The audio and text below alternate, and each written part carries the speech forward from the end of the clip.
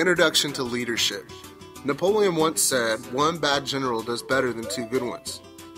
It takes a moment for the sense of this to register, but it's the same as our modern saying that too many cooks spoil the broth. Having one set of instructions, even if they're flawed, is preferable to having two sets of perfect directions that, when acted together without reference to each other, cause havoc. This is the principle of leadership in a nutshell. It's all about maintaining focus and creating positive outcomes. The same can be applied to individuals who strive to become leaders. There needs to be a focus and determination. Advice can be given, but it doesn't have to be heeded. History is full of leaders whose beginnings were disastrous, and had they listened to the naysayers of this world, the world would be a poor place today. Leadership can be learned. Some people are certainly born with leadership skills, but it's not a prerequisite for becoming a leader. More important is the dedication to the art of leadership. Leadership involves understanding how to inspire, influence, and control how people behave. It's not a simple matter of shouting, or having a deep and booming voice, or being in great physical stature. Gandhi possessed none of these attributes, but managed to lead a nation and inspire millions of people around the world. Sometimes leadership may be no more than having a poignant message for a receptive audience at an opportune moment. Of itself, leadership is neither good nor bad.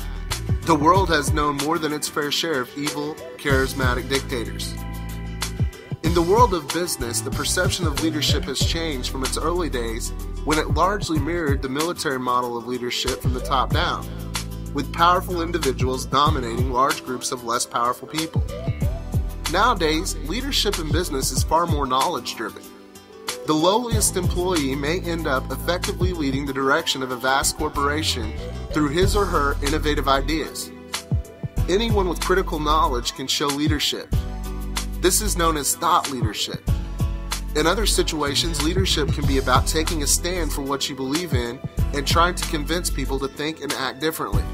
Leadership has been variously described as the process of social influence in which a person can enlist the aid and support of others in the accomplishment of a common task, creating a way for people to contribute, making something extraordinary happen, the ability to successfully integrate and maximize available resources within the internal and external environment for the attainment of organizational or societal goals, and the capacity of leaders to listen and observe, to use their expertise as a point to encourage dialogue between all levels of decision-making, to establish processes and transparency in decision-making, to articulate their own values and visions clearly but not impose them.